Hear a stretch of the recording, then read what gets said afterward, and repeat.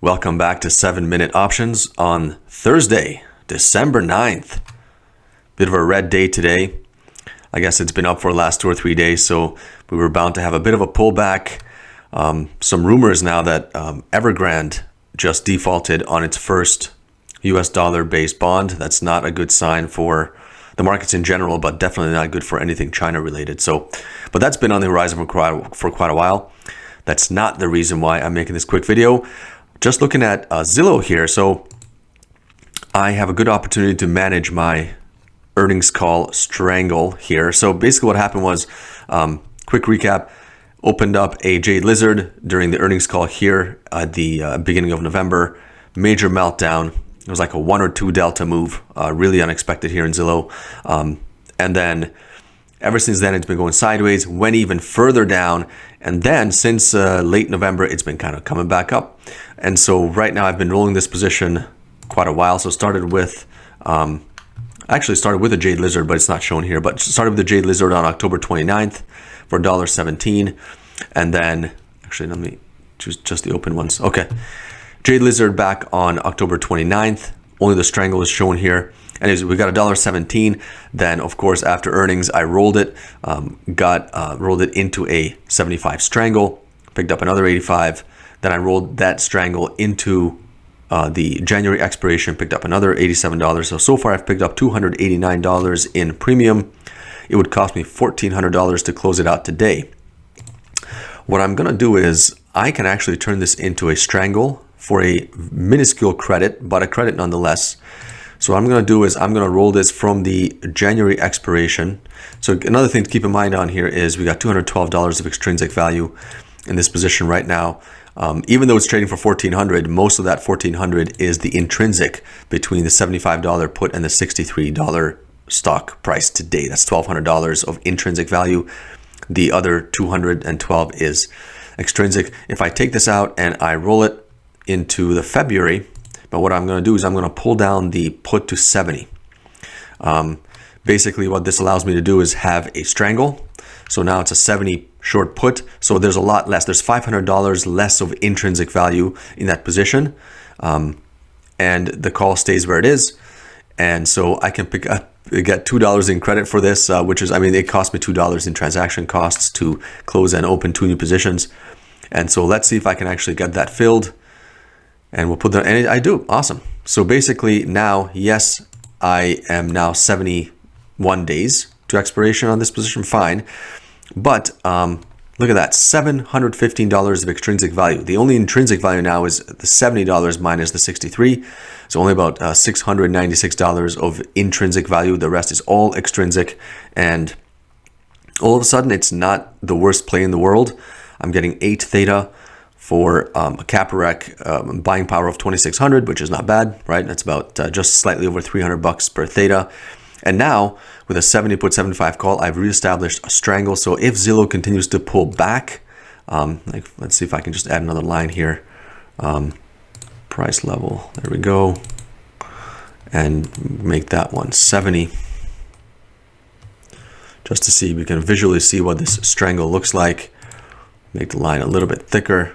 Perfect. So if I zoom in, that's what it's looking now.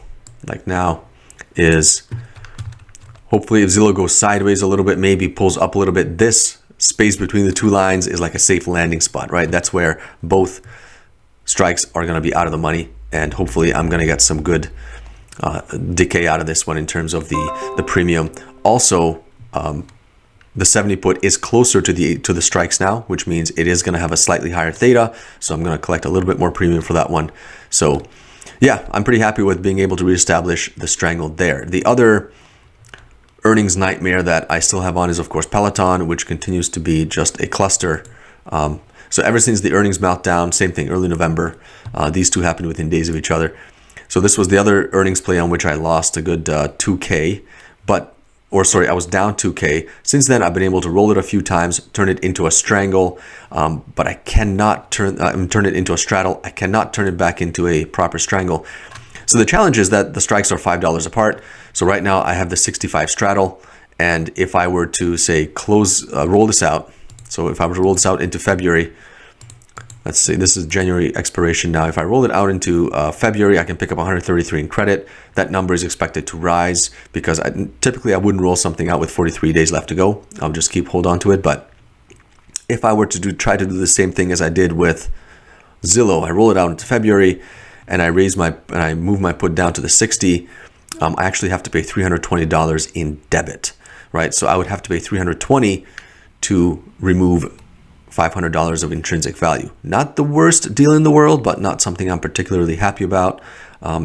Normally I wouldn't do this unless I would have already historically collected more than this, which means I'm not actually just piling losses on the losses. So right now on Peloton, I've collected $440 in credit so far. So in theory, I could turn this into a strangle, give up $320 of that and say, okay, I got a strangle, $5 wide strangle.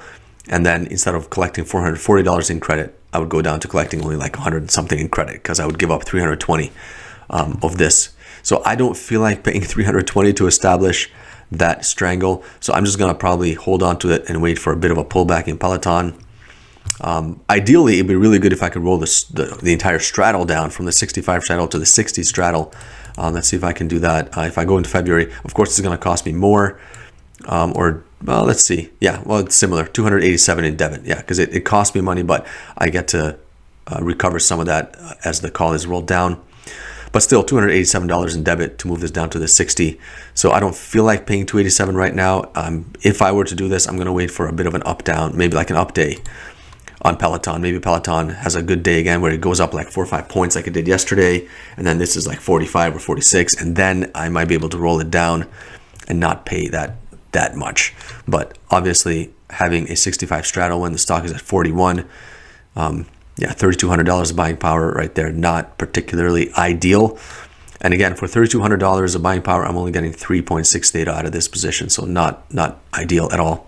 So I'm keeping an eye on that one. But yeah, so pretty happy I got to adjust my position. Zillow with IWM down, I can sell this for $293. Again, on IWM, I have a $3 worth of risk here on the put. This was an iron condor that I turned into a butterfly. And so I'm just going to try to close this position out today. Worst case is I spend about $3, maybe even like $3.01 to close it out. But today I might be able to close it for a little bit less, save a bit of money. With 8 days to go, I really don't think this is going to turn around and go back up to $231 for me. So let's see if I can close this out for like $294 if anybody wants to pay that much for this one and help me close it out. And if I do, I get some buying power back, which is great. So I'm ready to close this out. And I'll leave this on probably until the rest of today. See if anybody wants to close it out. But anyway, quick video. Thanks. See you soon.